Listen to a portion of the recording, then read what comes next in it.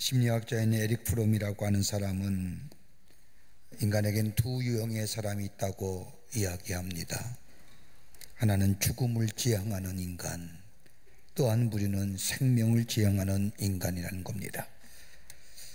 인간의 모든 것이 죽음을 지향합니다. 어쩌면 이 땅에 태어나면서부터 우리네 인간은 죽음을 향하여, 죽음이라고 하는 종착점을 향하여 달려가는 존재일지도 모릅니다.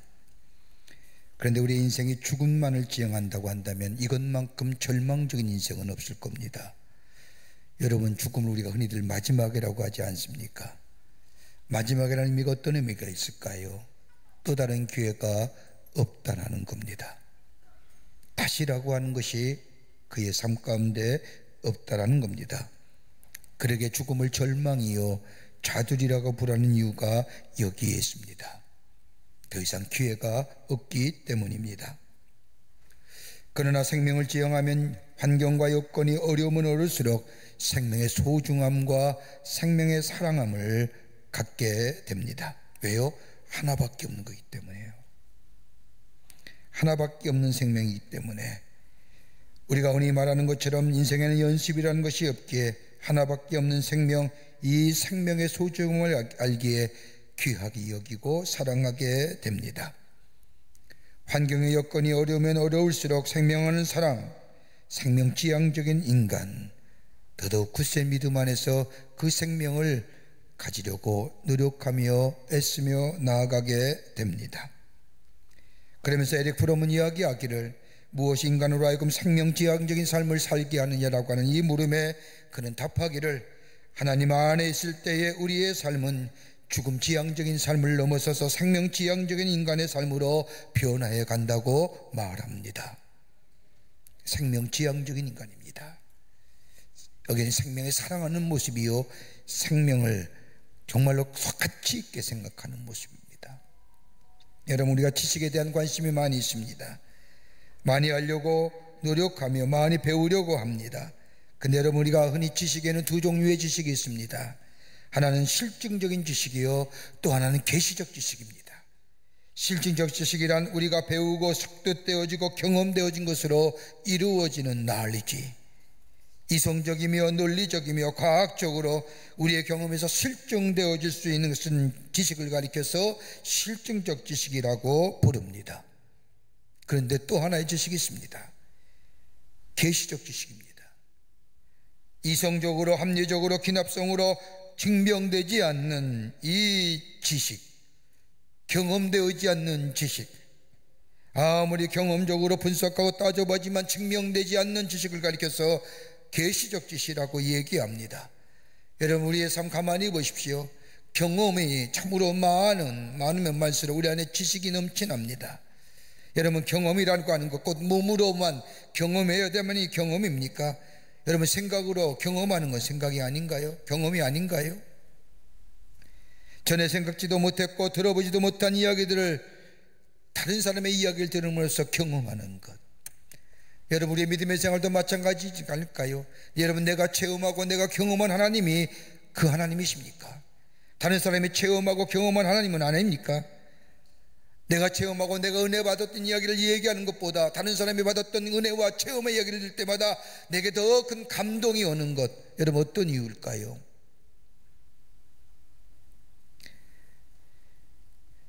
여러분, 이 계시적 사건을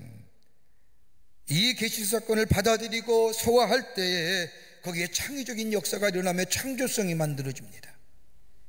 이 계시적 지식, 영감을 받아들이지 못하면 거기에 창조성과 창의성이 나타나지 않습니다. 여러분, 근데 이 계시적 사건을, 계시적 지식을 받아들이지 못하게 하는 마음이 있습니다. 이런 마음은 우리 안에 계시적 사건을 받아들이지 못할 뿐만 아니라 여기로 일어나는 창의성과 창조성을 거부합니다. 그 첫 번째 마음이 어떤 마음이냐? 자기 비하의 마음입니다. 비탄의 마음이라고 할 것입니다. 자기를 비하하는 마음, 여러분, 이것은 겸손이라는 마음과는 전혀 다른 마음입니다. 겸손의 마음은 긍정의 마음이라고 한다면 이 자기 비하의 마음은 부정의 마음입니다. 나는 쓸모없는 사람이야, 예전에 내가 과거에 실패했어, 난 더 이상 할 일이 없어 라고 하며 스스로 비하하는 인생, 자기 자신에게 지나칠 정도로 비관적인 사람에게는 계시적 지식인 이 영감, 인스피레이션이 나타나질 않습니다. 자기 자신을 포기한 사람은 영감이 있을 수 없고 거기에 창의적이고 창조성의 역사가 사라집니다. 또 하나 있다고 한다면 분노의 마음입니다. 스스로 파괴하는 마음입니다.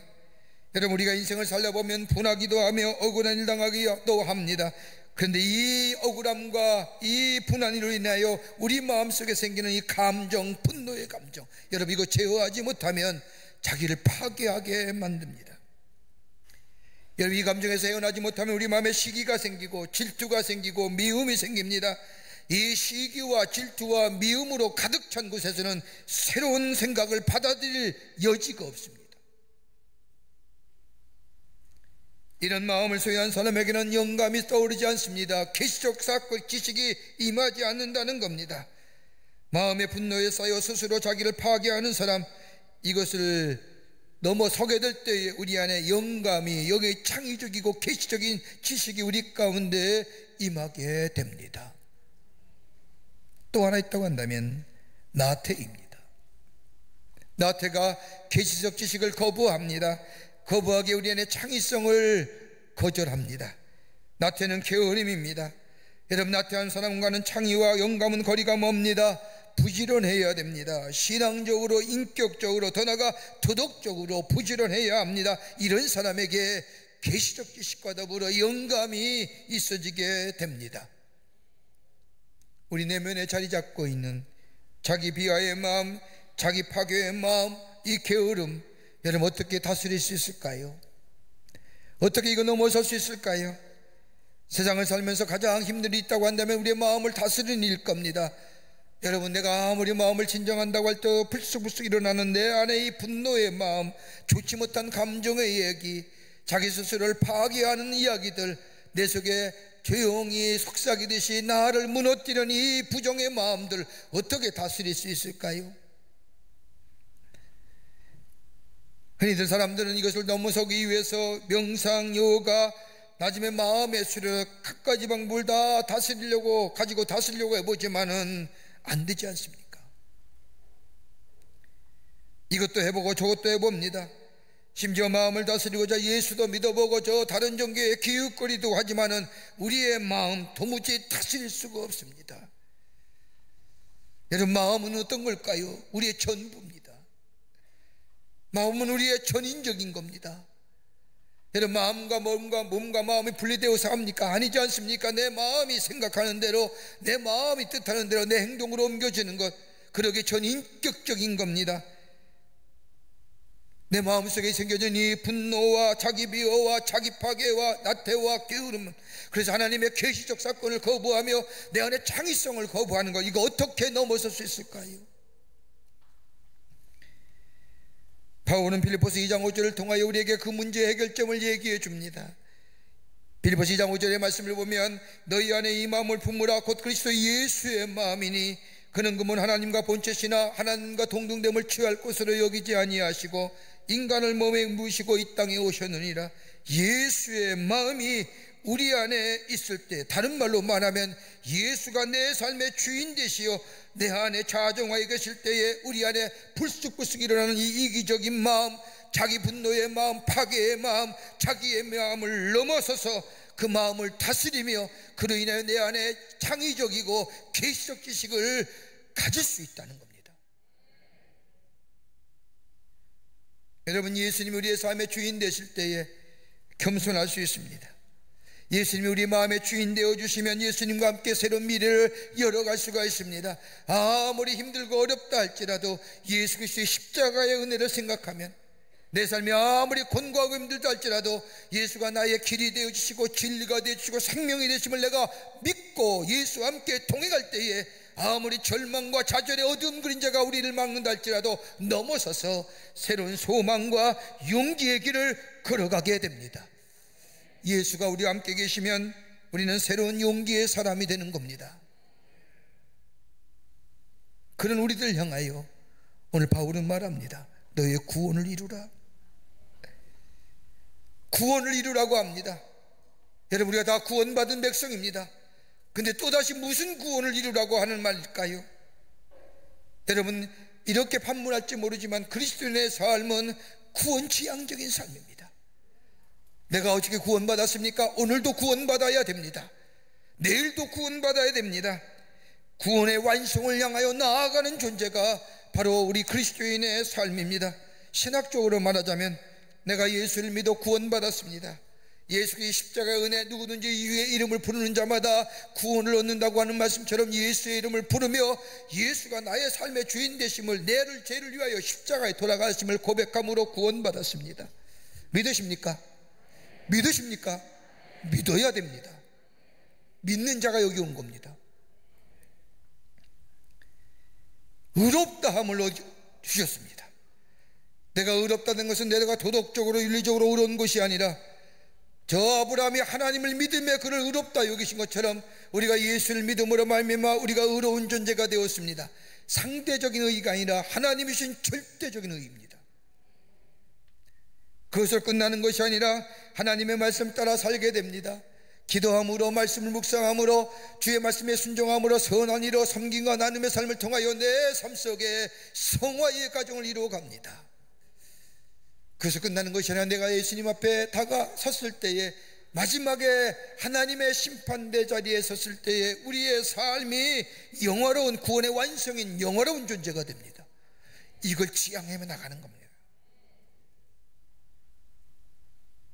지속적으로 구원의 완성을 향해 나아가는 존재입니다.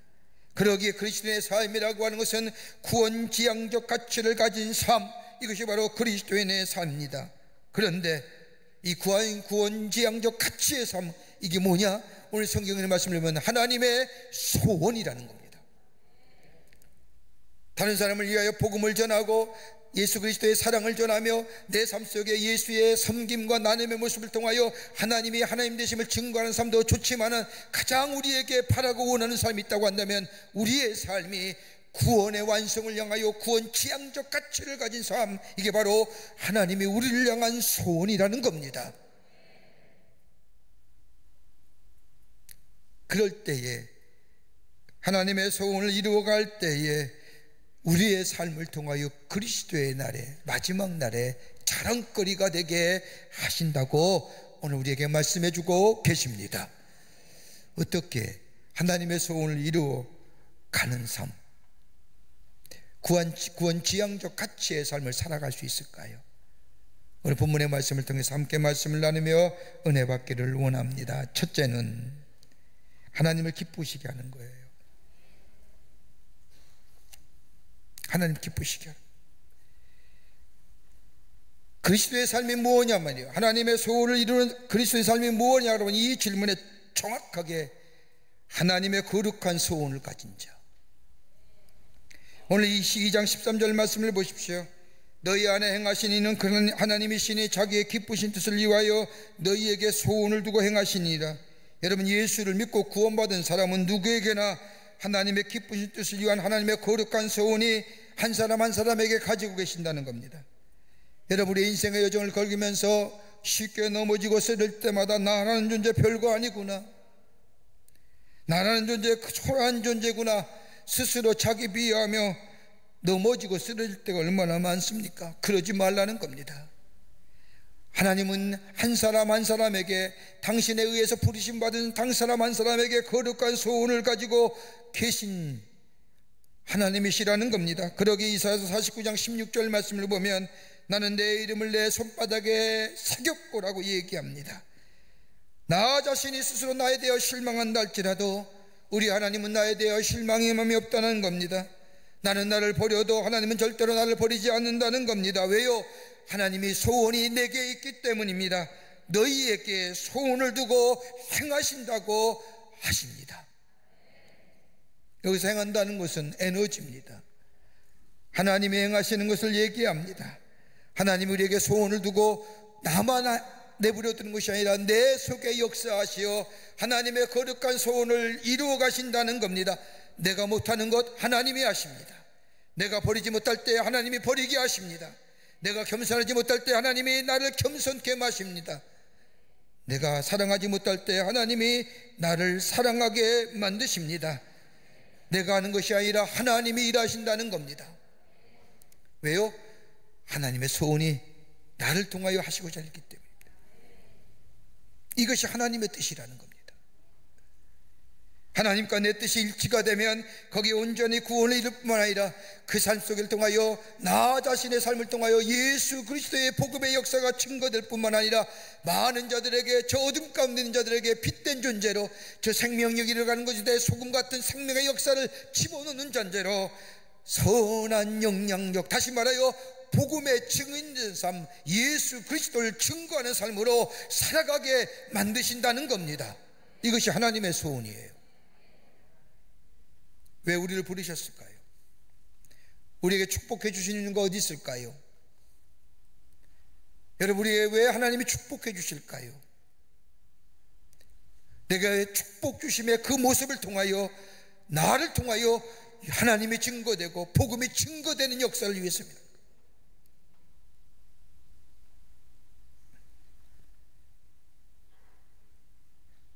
만유인력의 법칙을 발견했던 아인슈타인이라고 하는 과학자, 만일 그가 마지막에 좀 일찍 예수를 영접하고 예수 믿는 사람이 됐다면 저 우주의 귀한 법칙을 가지고 귀한 말씀들을 많이 이야기했을 터인데, 그가 말년에 예수를 영접하고 전도자의 삶을 살 때에 그는 귀한 글 하나를 썼습니다. 그의 글에 의하면 이런 겁니다. 우주에는 힘이 있다는 겁니다. 우주에는 보이지 않는 에너지가 있다는 겁니다. 그 보이지 않는 에너지 속에 도덕성이 자리 잡고 윤리성이 자리 잡고 있다는 겁니다. 그 보이지 않는 에너지의 힘과 직선상에 일치하게 살면 거기에 건강도, 거기에 성공도, 거기에 행복도 있는데, 일직선상에서 벗어나게 되면 그 인생은 실패한 인생이 됩니다.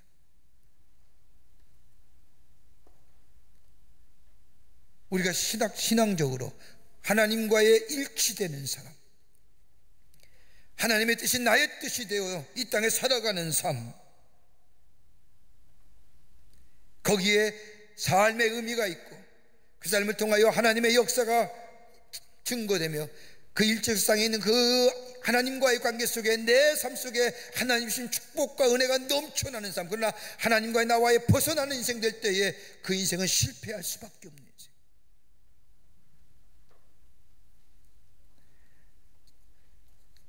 하나님과 함께함으로 하나님이 주신 축복이 내 안에 이루어 하나님의 널리 증거되어지는 삶, 이 소원이 우리 안에 피부로 체험되고 경험되고 영적으로 감지할 수 있어야 됩니다.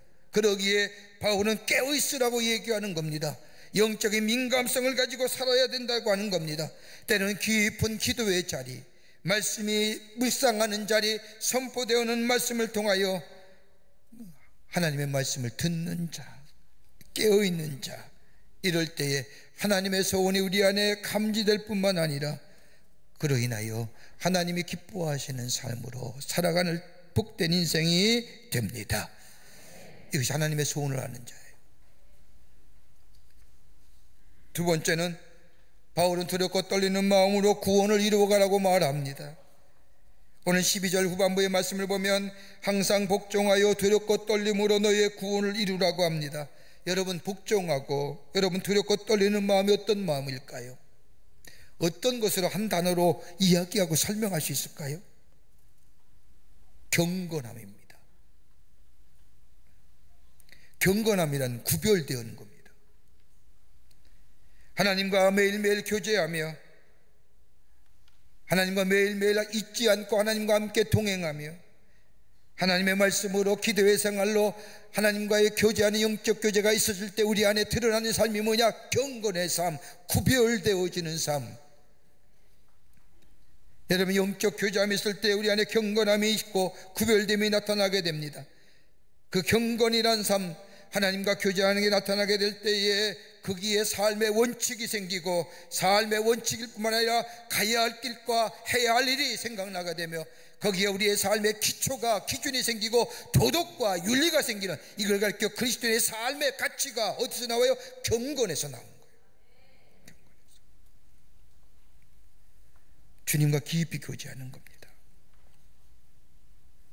이걸 떠나게 될 때에 세상의 가치고 세상의 기준으로 사는 겁니다. 이것이 없기에 그리스도인 알면서도 하나님 나라의 법칙과 하나님 나라의 관계성 속에 둬지는 그 그리스도인의 윤리와 도덕을 저버리고 세상의 가치와 세상 기준으로 살아가니까 뭐예요? 구별되지 않는 거예요. 예수 믿는 사람 다 똑같구나, 이 얘기 듣는 거예요.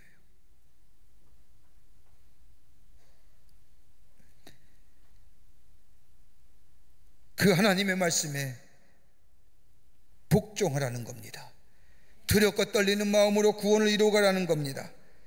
여러분, 복종이라고 하면 자기가 무시되거나 자신의 존재감이 사라지는 것처럼 생각하는데, 여러분, 순종이라는 것은 스스로 자발적으로 자의적으로 한다고 한다면, 복종은 타에 의해서 강압적으로라도 하게 만드는 것이 복종입니다. 근데 여러분, 순종과 복종이 가져주는 유익성이 뭘까요?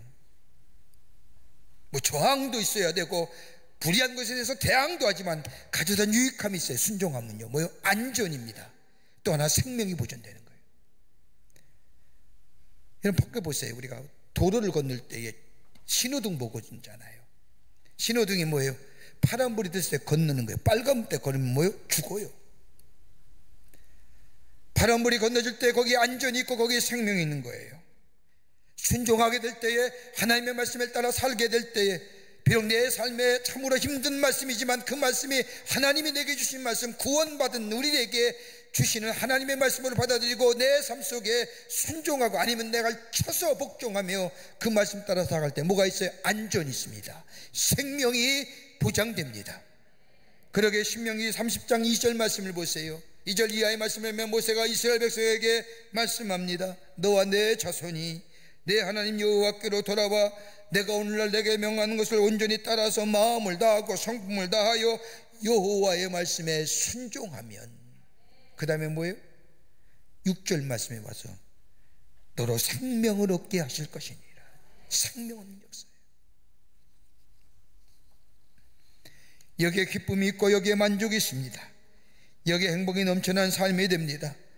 물질이 많아서, 세상적인 지위가 많아서 사람들에게 많이 존경받아서야 복된 인생이 아니라 하나님의 말씀에 순종하는 것, 더 나아가 내가 나를 쳐서 그 말씀에 복종케 하게 될 때에 거기에 참된 생명이 있고 거기에 복된 인생으로 살아가는, 그래서 선한 영향을 미치는 존재가 됩니다. 그러게 하나님 말씀에는 교훈이 있는 거예요. 교훈이란 우리가 이 땅을 살아가며 하나님의 창조하신 창조의 행복을 따라가는 길이 무엇인가를 가르쳐주는 매뉴얼이 있는 거예요. 매뉴얼만 있는 것이 아닙니다. 잘못된 것에 대한 책망이 있습니다. 바르게 가는 길을 알려줍니다. 잘못된 것만 말씀하시는 것이 아니라 바른 것이 어떤 것인가를 말씀으로 깨닫게 해주십니다. 배워야 할 것과 배우지 말아야 할 것, 가져야 할 것과 가지 말아야 할 것, 품어야 할 것과 버려야 할 것, 가까이 할 것과 멀리 해야 할 것, 사랑해야 할 것과 미워해야 할 것을 분별하게 하시는 것이 하나님의 말씀입니다. 그 말씀에 순종, 나가서 복종하라는 거예요. 왜요? 선한 일을 하는 능력이 거기서 나오기 때문입니다. 그러기에 하나님의 말씀에 두렵고 복떨림으로 복종하라고 말씀합니다. 여러분, 두려움에는 두 가지의 두려움이 있지요. 크게 두 가지입니다. 하나는 죄로 인한 두려움입니다. 죄지면 진노가 있지요. 죄지면 형벌이 있지요. 죄로 인하여 얻어지는 두려움, 또 하나 있다면 사랑에서 오는 두려움입니다. 여러분, 귀한 사랑에서 오는 두려움, 사랑받기에 또한 사랑받기에 두려움이 있습니다. 왜요? 사랑엔 책임성이 동반되기 때문입니다. 왜 지금의 천박한 사랑이 됐으면 아십니까? 사랑은 책임지지 않으려고 하는 거예요. 사랑은 말하지만 책임이 결여됐기에 그 사랑이 천박해진 겁니다.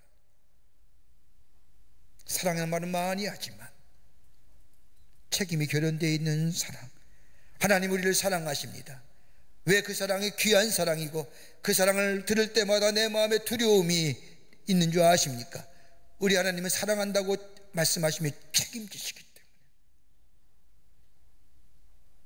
하나님을 영원히 사랑한다고 고백한다면 거기에 책임성이 뒤따라와야죠. 바울이 두렵고 떨림이란 용어 속에는 사랑에서 오는 두려움입니다. 조심스러운 경건함, 소중한 모습으로 구원을 이루어 가라는 겁니다. 그럴 때에 그 구원은 값싼 구원이 아니라 값비싼 가장 고귀하고 가치 있는 구원이, 그 구원을 얻은 사람은 왜 존귀한 존재가 되는 거예요.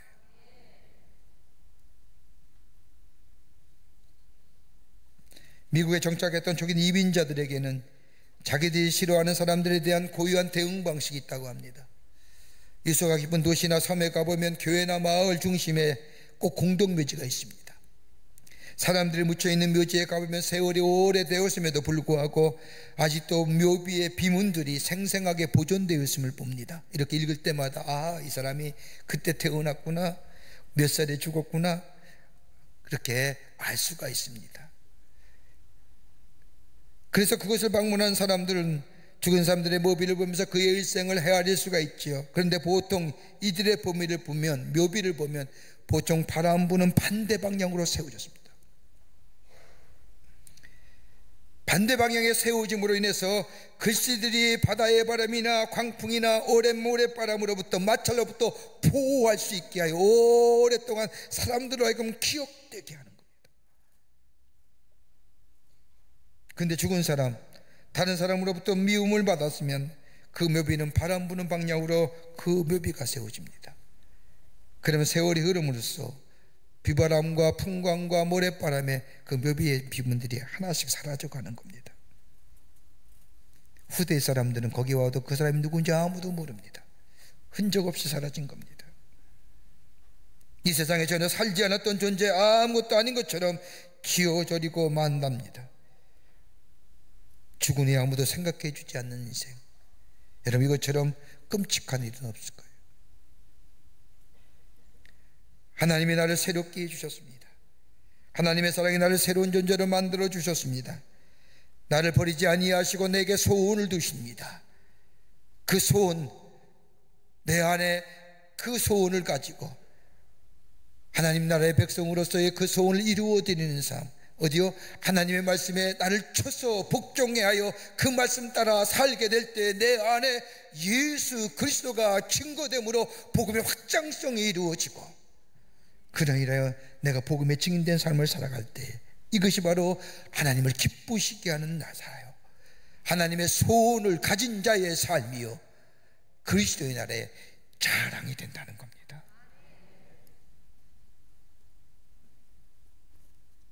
끝으로 원망과 시비가 없이 하라고 말씀하십니다. 원망과 시비 없이 하나님의 소원을 이루어가라고 말씀하십니다. 2장 14절과 15절의 말씀을 보면 모든 일에 원망과 시비 없이 하라. 이는 너희가 흠이 없고 순전하여 어그러지고 거스리는 세대 가운데서 하나님의 흠없는 자녀로 세상에서 그들 가운데 빛들로 나타내며, 좀 쉽게 설명하자면 하나님의 자녀로서, 구원받은 자녀로서 세상 가운데 흠이 없는 자녀로 세상 속에서 빛을 나타나기 위해서는 하나님의 일을 할 때에 원망과 시비 없이 하라는 거예요. 하나님의 소원을 원망과 시비 없이 이루어 나아갈 때에 저 어두운 세상에 빛된 삶으로, 저 생명이 없는 곳에 생명력을 제공하는 삶으로 살아가기 위해서는 믿음 안에서 원망 없이 해야 된다는 겁니다. 불평함이 없어야 된다는 겁니다. 여러분, 사람에 대해 원망하고 불평하게 되면 결국 하나님께로 원망과 불평이 올라갑니다. 가만 보세요. 지금의 생활에 만족함이 없는 사람이 불평하는 겁니다. 원망하는 겁니다. 불평이 원망을 낳고 원망이 미래의 걸음을 멈추게 하는 거예요. 여러분, 이것이요 우리에게 일상화되면 습관화돼요. 습관화가 문화가 돼요. 문화가 제도가 되는 거예요. 부정적인 게 되는 거예요.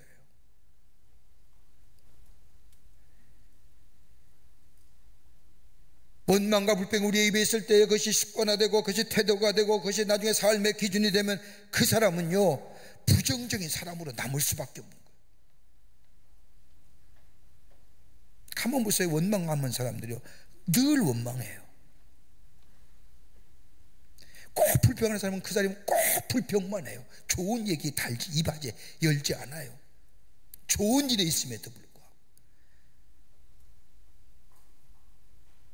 여러분, 이스라엘 백성의 광야의 40년 생활을 보세요. 원망과 불평의 걸음 아닙니까? 하나님이 지키시고 인도하시고 때마다 시마다 베푸신 하나님의 은혜가 저들 가운데 있어서 저들의 걸음, 비록 넉넉진 않고 풍요롭진 않지만 먹을 거 입을 거 하나님이 주시고 허락해 주셔서 저들의 광야에 40년을 걷잖아요. 근데 조금만 없으면 뭐예요? 없다 불평하는 거예요. 원망과 불평이 습관화되고 문화화된 거예요. 저들 다 죽잖아요. 광야에서 다 죽고요. 그 가운데서도 하나님의 말씀을 믿고 따라갔던 여호수아와 갈렙만 두 사람만이 가나안 땅에 들어가요.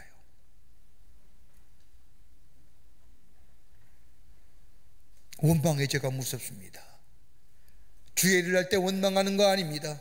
하나님의 거룩한 소원을 이루기 위해서는 우리에게 원망이란 이 부정적인 단어가 사라져야 됩니다. 또 하나 있다고 한다면 하나님의 소원을 이루기 위해서 그리스도의 날에 자랑이 있기 위해서는 내 하는 일에, 지금의 복음 증거하는 일에, 내 삶을 통하여 하나님의 하나님 되심을 증거하는 일에 시비 없이 하라는 겁니다. 시비 없이가 뭐예요? 이기적인 생각이에요. 자기중심의 생각이에요.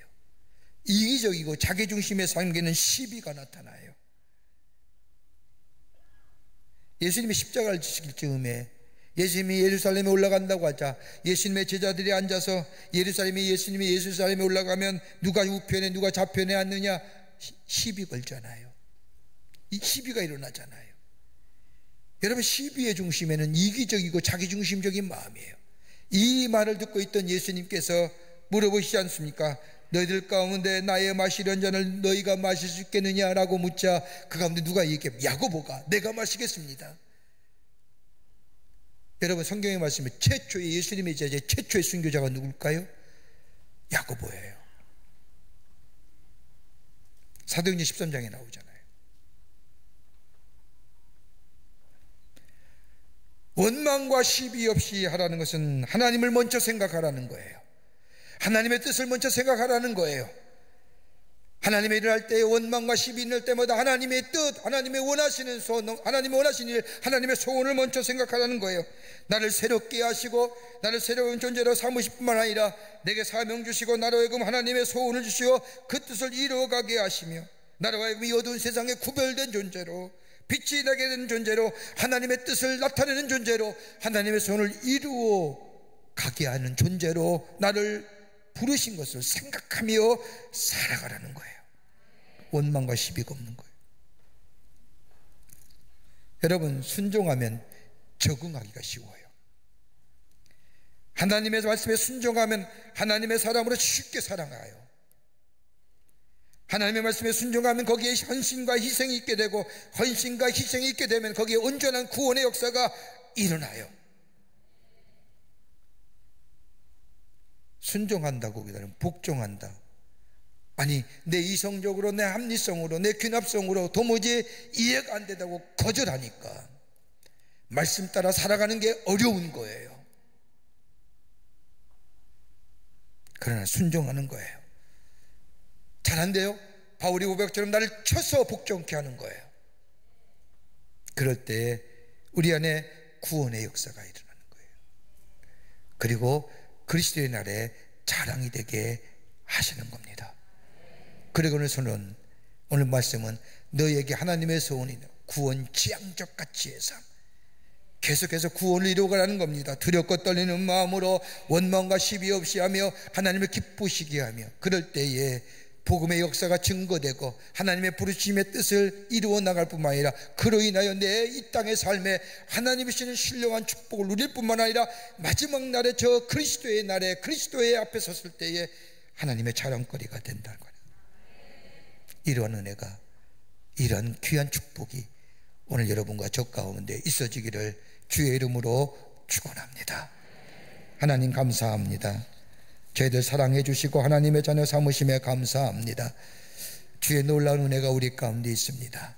하나님의 소원이 우리 가운데 있습니다. 그 소원을 이룰 때 저 그리스도의 날에 자랑거리가 된다고 했습니다. 하나님을 기쁘시게 하는 삶 되게 하시고 하나님의 말씀에 두렵고 복종하는 마음으로 주의 말씀 따라 순종하는 삶 되게 하시고 주의 사명 감당하기에 원망과 시비 없이 감명당하게 하여 주셔서 하나님의 그리스도의 날에 주 앞에 섰을 때의 자랑거리가 되는 저희가 되게 하여 주시옵소서. 성령이 도우시고 인도하여 주시옵기를 원하오면서 예수님의 이름으로 기도하옵나이다. 아멘.